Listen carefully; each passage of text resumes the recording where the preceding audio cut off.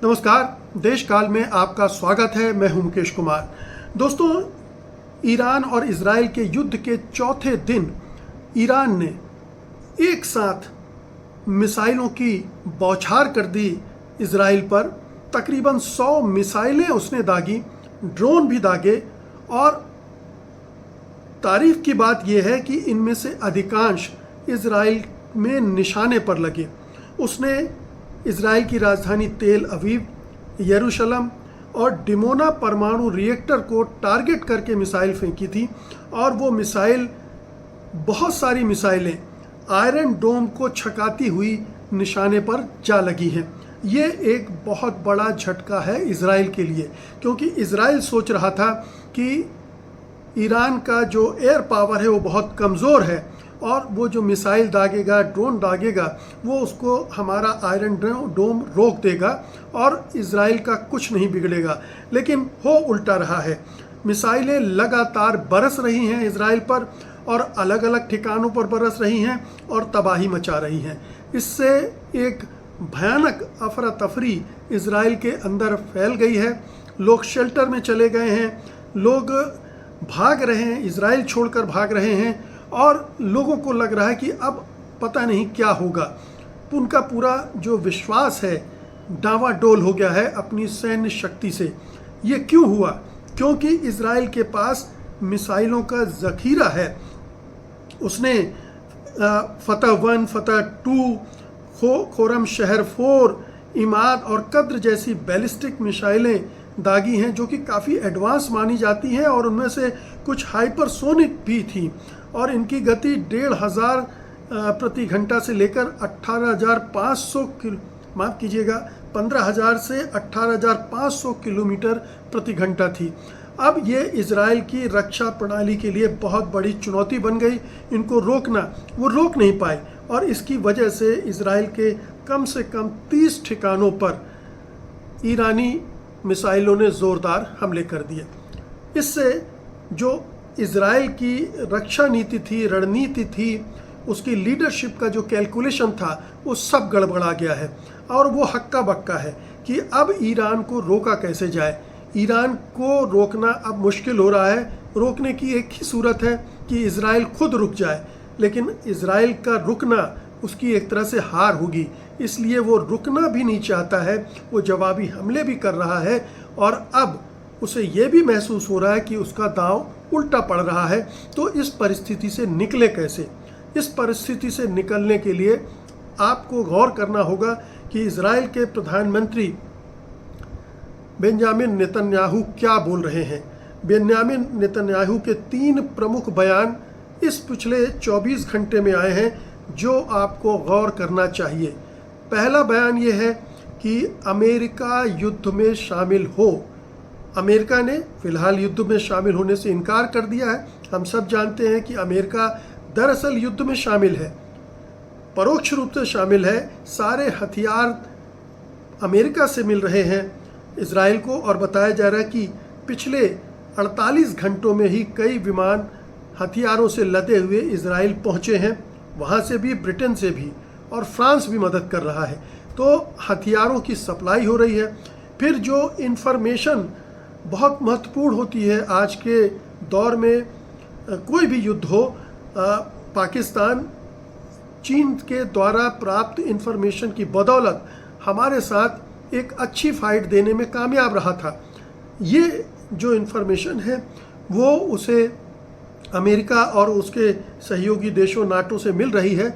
इसके बावजूद वो कामयाब नहीं हो पा रहा है, क्योंकि ईरान की बैलिस्टिक मिसाइल कहीं ज़्यादा ताकतवर साबित हो रही हैं। इसलिए अब उसे नई रणनीति पर सोचना पड़ रहा है। और रणनीति नंबर 1 का जो मैंने विकल्प सुझाया है या जिसकी चर्चा की है कि वो चाहता है कि किसी तरह से अमेरिका इस युद्ध में शामिल हो जाए।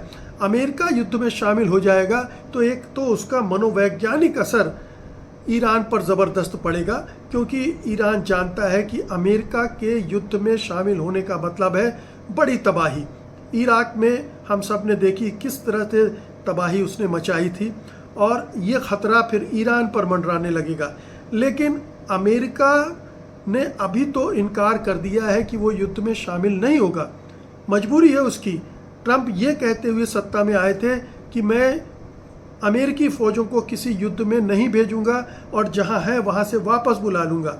अब अगर वो पलटते हैं तो ये उनके लिए कहना चाहिए कि थूक के चाटने जैसी स्थिति होगी, पीछे हटने जैसी स्थिति होगी, उनकी अमेरिका में किरकिरी होगी। उनकी अपनी पार्टी के जो समर्थक हैं वो उनसे नाराज़ होंगे कि आपने फिर अमेरिका को एक युद्ध में फंसा दिया है। और ये युद्ध, ईरान कोई कमज़ोर देश तो है नहीं, लंबा भी चल सकता है और उसमें बहुत सारी जनहानि भी हो सकती है। तो डोनाल्ड ट्रंप हिचकिचा रहे हैं, कतरा रहे हैं, लेकिन हम ये सब जानते हैं कि अमेरिका में ज्यूस लॉबी इतनी स्ट्रांग है पैसे से कि वो किसी भी सत्ता पर दबाव बना डालती है, मजबूर कर देती है कि वो इज़राइल का साथ दे, इज़राइल की रक्षा के लिए खड़ा हो।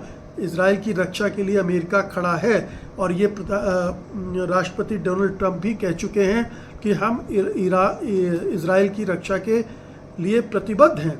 लेकिन ये प्रतिबद्धता क्या उस हद तक जाएगी, ये एक बड़ा सवाल है। इसके लिए इज़राइल की फड़फड़ाहट देखी जा सकती है।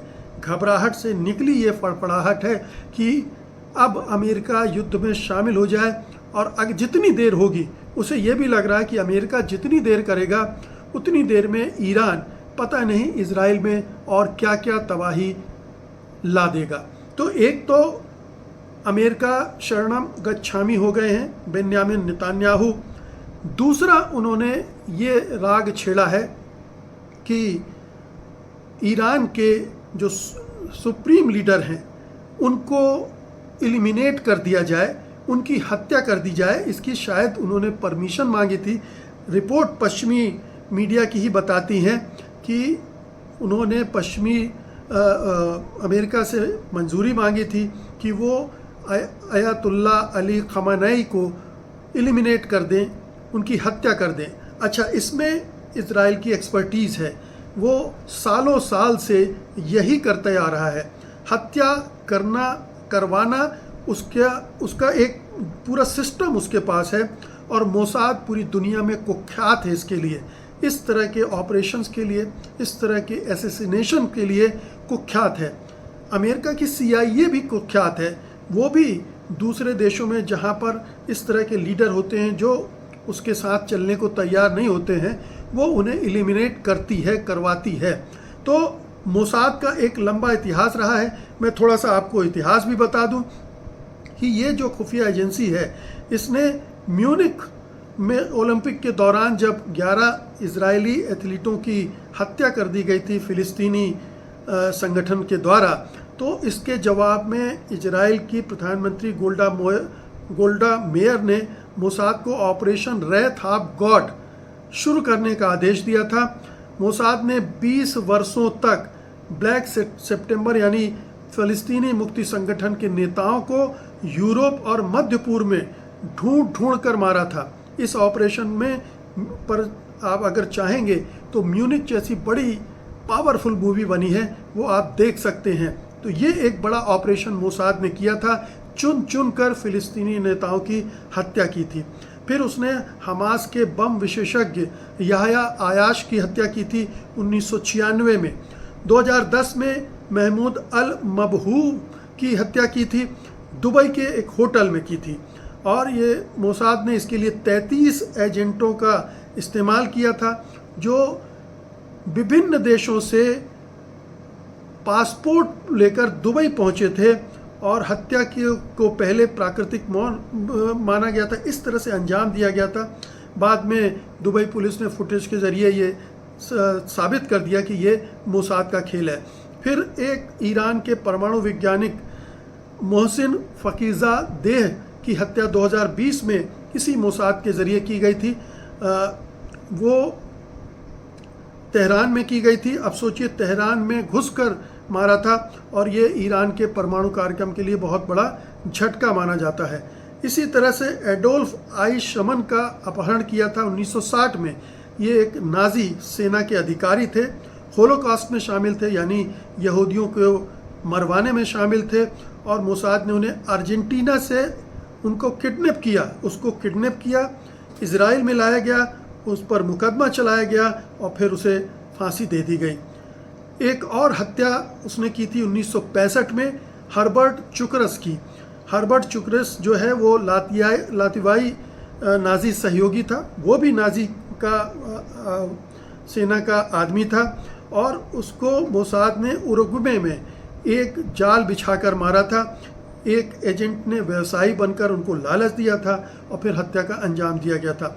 एक और महत्वपूर्ण ये और बड़ी घटना थी ये ऑपरेशन थंडरबोल्ट जो 1976 में की गई थी। युगांडा के एंटेबे हवाई अड्डे पर एक अपहृत विमान से 106 यहूदी बंदियों को छुड़ाने के लिए मोसाद ने स्पेशल कमांडो ऑपरेशन किया था और उस ऑपरेशन में जो अभी वर्तमान प्रधानमंत्री है नेतन्याहू, उनके भाई योनाथन नेतन्याहू मारे गए थे। तो ये उसकी मोसाद की एक्सपर्टीज़ है। आप कह सकते हैं कि ये खून खराबा, ये खुफिया एजेंसी, ये हत्या का कारोबार एक बहुत ही घृणित है, लेकिन ये इज़राइल की कार्यशैली है। ये इसी तरह से ऑपरेट करता है। इज़राइल का चरित्र ही ये बन गया है, गुंडागर्दी, अंडरवर्ल्ड के साथ कनेक्शन और इस तरह के ऑपरेशन को अंजाम देना। तो मोसाद ने ईरान के अंदर अपना बड़ा भारी नेटवर्क बना के रखा हुआ है और वो अभी आपने देखा कि पहले ही झटके में उसने ईरान के 3 बड़े अधिकारियों को मार डाला, 6 न्यूक्लियर साइंटिस्ट को मार डाला और फिर अभी उनके जो इंटेलिजेंस के चीफ हैं उनकी भी हत्या कर दी। और साल भर पहले किस तरह से उसने ईरान के एक और बड़े अधिकारी को मारा था, ये सब जानते हैं। तो ये उसकी एक्सपर्टीज है और इससे उसे लग रहा है कि सुप्रीमो जो ईरान के हैं उनको हत्या कर दी जाए, उनकी हत्या कर दी जाए तो ईरान में एक तरह की अफरा तफरी फैलेगी और ईरान की जनता उनको गद्दी से उतार देगी और उनका काम आसान हो जाएगा। तो आयतुल्लाह अली खमेनेई को टारगेट कर रहे हैं नेतन्याहू।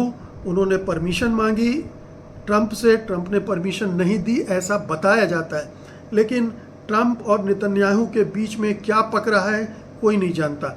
ये असल में इस ऑपरेशन को अंजाम भी दे दिया जाए किसी समय, कोई नहीं जानता। इसीलिए ईरान ने अपने इस सुप्रीम लीडर को बंकर में छिपाया है उनके परिवार सहित, और ऐसे और भी बड़े जो नेता हैं ईरान के उनको उनकी सुरक्षा बढ़ा दी गई। ख़ासतौर पर इतने सारे बड़े अफसरों के मारे जाने के बाद ये लाजमी था। तो ये प्लान 2 है नेतन्याहू का, उनकी सरकार का, इज़राइल का। प्लान 3 है जो लगातार आप देख रहे हैं कि इज़राइली प्रधानमंत्री नेतन्याहू टीवी पर आकर वीडियो के रूप में अपील कर रहे हैं ईरान की जनता से कि आप विद्रोह कर दो, बगावत कर दो। मौजूद जो शासन व्यवस्था है, जो जिस सुप्रीम लीडर अली खमेनेई के नेतृत्व में जो शासन चल रहा है उसके खिलाफ विद्रोह कर दो। इस तरह की अपील कोई भी नेता या कोई भी देश तब करता है जब बहुत फ्रस्ट्रेट हो जाता है, बुरी तरह से हताश हो जाता है और उसे लगता है कि अब यही रास्ता बचा है। ये रिजीम चेंज का जो आइडिया है ये अमेरिका का भी है। अमेरिका ने जिन 5 देशों में रिजीम चेंज का प्लान बनाया था उसमें से आखिरी ईरान है। ईरान में रिजीम चेंज का उसका प्लान है। इज़राइल का इस्तेमाल वो इसके लिए कर रहा है, करेगा, इसमें कोई डाउट नहीं होना चाहिए। ट्रंप, अमेरिका ये ईरान में किसी भी तरह से बदलाव चाहते हैं, इसमें किसी को 1% भी डाउट नहीं होना चाहिए और उस बदलाव के लिए किसी भी हद तक जा सकते हैं। तो दोनों तरह से बदलाव, एक कि सुप्रीम लीडर की हत्या ही कर दी जाए और दूसरा जनता को भड़काया जाए। जनता निश्चित रूप से परेशान है इस शासन व्यवस्था से, क्योंकि ये बहुत दमनकारी है। आयतुल्लाह खमेनेई की जो सत्ता है, सरकार है, वो बहुत दमनकारी है। आपने देखा होगा कि किस तरह से वहाँ की महिलाएं हिजाब को लेकर आंदोलनरत थी, उनको किस तरह से कुचला गया। और भी बहुत सारे ऐसे इंस्टांसेस हुए हैं जिनमें ह्यूमन राइट्स का बुरी तरह से उल्लंघन हुआ। डेमोक्रेसी नाम की चीज़ तो वहाँ है ही नहीं, प्रेस फ्रीडम वगैरह कुछ नहीं है। तो वहाँ की जनता भी त्रस्त है, दुखी है, लेकिन वो इज़राइल के पक्ष में बगावत कर देगी, ये ज़रा दूर की सोच है, क्योंकि ईरान की जनता भी देख रही कि इज़राइल ने किस तरह से गज़ा पट्टी पर नरसंहार किया है, करता जा रहा है। तो उनका गुस्सा इज़राइल के प्रति ज़्यादा है बनिस्बत वहाँ की हुकूमत के। तो वो अपनी हुकूमत से फ़िलहाल अभी तो बगावत नहीं करेगी, ऐसा माना जा सकता है। अब ये और बात है कि खमेनेई को ही एलिमिनेट कर दिया जाए, वो ही ना रहें, या उनके साथ साथ कई और को मोसाद और अमेरिकी खुफिया एजेंसी मिलकर एलिमिनेट कर दें। तो एक ऐसी सिचुएशन बनेगी अफरा तफरी की, जिसमें या तो जो फ़ौज है वो टेक ओवर कर ले, या फिर जनता ही निकल कर आ जाए और विद्रोह करके सत्ता अपने हाथ में ले ले। लेकिन ये अभी बहुत दूर की कौड़ी दिख रही है, इसलिए ऐसा लगता नहीं है कि ये तीसरा वाला प्लान चलेगा। तो फिर कौन सा प्लान चल सकता है, किसकी संभावना ज़्यादा है? प्लान नंबर 1 सबसे ज़्यादा संभावित है, क्योंकि ईरान के प्रति एक कमिटमेंट दे रखा है अमेरिका ने, नाटो देशों ने, ब्रिटेन ने, फ्रांस ने, जर्मनी ने, इन तमाम देशों ने उसको कमिटमेंट दे रखा है। उस कमिटमेंट को पूरा करने के लिए भी, और मध्य पूर्व में अपना जो गुर्गा है इज़राइल, उसको वो बना रहे, खड़ा रहे, क्योंकि उसकी हार इन सब की हार होगी। अगर इज़राइल पराजित होता है, इज़राइल नेस्तनाबूद होता है, तबाह होता है, तो ये केवल इज़राइल की हार नहीं होगी, ये अमेरिका की भी हार होगी और उन तमाम देशों की हार होगी जो इज़राइल के पीछे खड़े हैं। इसलिए उन्हें ये हार मंजूर नहीं होगी। ऐसी सूरत में उनके पास और क्या विकल्प है? विकल्प उनके पास 2 हैं। विकल्प नंबर 1 ये है कि वो इस युद्ध में कूद पड़े और ईरान के साथ वही सलूक करें जो उन्होंने इराक के साथ किया था, लेकिन इसमें ट्रंप बुरी तरह से फंस जाएंगे, दूसरे देश भी बुरी तरह से फंस जाएंगे, और हो सकता है कि मध्य पूर्व के बहुत सारे देश भी इसको नापसंद करें। हालांकि इस्लामी देशों ने जिस तरह से ईरान को अलग थलग छोड़ दिया है, उनसे कोई उम्मीद नहीं करता। उन्होंने तो फ़िलिस्तीनियों को भी बेसहारा छोड़ दिया, उनके पक्ष में भी खड़े नहीं हुए हैं। वो केवल अपना स्वार्थ देख रहे हैं। और इन देशों में, अरब मुल्कों में अमेरिका के सैन्य अड्डे हैं, तो वो उनसे कैसे बगावत करेंगे? लेकिन अगर इस तरह की कोई चीज़ होती है, उनके अंदर गुस्सा भड़कता है, उनकी आवाम नाराज़ होकर सड़कों पर उतर आती है, तब शायद उन पर दबाव बने और वो दबाव अमेरिका और दूसरे देशों पर भी बनाए। लेकिन ये भी थोड़ा दूर की बात है, अभी ऐसा कुछ होता नहीं दिख रहा है। तो एक और दूसरा विकल्प जो अमेरिका और दूसरे पश्चिमी देशों के सामने है, वो ये है कि किसी तरह से ईरान पर दबाव डालकर परमाणु संधि पर दस्तखत करवा लिए जाएं और इज़राइल को भी रोक दिया जाए। अगर परमाणु संधि पर दस्तखत करवा लेंगे तो ये एक फेस सेविंग फार्मूला होगा कि इज़राइल ने हमला किया, दबाव बना और ईरान ने इस समझौते पर हस्ताक्षर कर दिया। अचीव हो गया जो टारगेट था कि परमाणु बम ना बनाए ईरान, ये इससे अचीव हो गया, ये कह दिया जाएगा। और इस तरह से इस मामले में इज़राइल को बचाने का एक रास्ता ढूंढ लिया जाएगा। मेरे ख्याल से यही पश्चिम के सामने भी बेस्ट ऑप्शन है। और डोनाल्ड ट्रंप इसीलिए पुतिन से भी बात कर रहे हैं, शी जिनपिंग से भी बात कर रहे हैं, सऊदी अरब के नेताओं से भी बात कर रहे हैं। और अगर अगले 2-3 दिन में इसमें कुछ प्रोग्रेस आपको देखने को मिल जाए तो हैरत में मत पड़िएगा। ये बहुत संभावित है कि जब इज़राइल इस तरह के संकट में फंस गया है तो उसको उबारने के लिए किसी तरह से एक समझौते को मैनेज कर लिया जाए।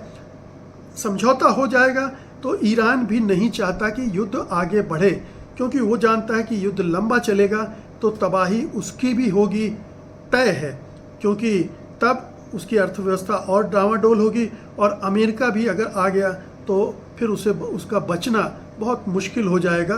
उसके पास लंबी लड़ाई का जुगाड़ नहीं है और चीन और रूस उसे हथियार तो दे सकते हैं, लेकिन उसके लिए लड़ाई में उतरने वाले नहीं हैं जिस तरह से नाटो के देश उतर सकते हैं। तो ईरान के सामने ये एक बेहतर विकल्प होगा कि कोई समझौता हो जाए, युद्ध रुक जाए, अमेरिका के सामने अच्छा विकल्प है, समझौता हो जाए, रुक जाए। नेतन्याहू को ये विकल्प मंजूर नहीं था पहले भी, क्योंकि वो चाहते थे कि युद्ध चले, वो अपनी कुर्सी पर बने रहें, क्योंकि अगर सत्ता से हटे तो उन्हें जेल जाना पड़ेगा और उसको टालने के लिए वो युद्ध को लंबा खींच रहे हैं। लेकिन अगर सिचुएशन ये है कि इजराइल तबाह हो रहा है तो उन्हें भी शांत बैठना पड़ेगा। उन्हें हो सकता है कि एस्केप रूट उनको दे दिया जाए कि वो भागकर अमेरिका या किसी और देश में चले जाएं और अपनी बाकी का जीवन जो है वो वहाँ आराम से निश्चिंत होकर गुजार दें, इजराइल में न रहें जहाँ उनके खिलाफ मुकदमा चलेगा, उनको जेल जाना पड़ेगा। ऐसी स्थिति से उबारने के लिए ये एक और सलूशन हो सकता है। बहुत बहुत शुक्रिया आपका, धन्यवाद, नमस्कार।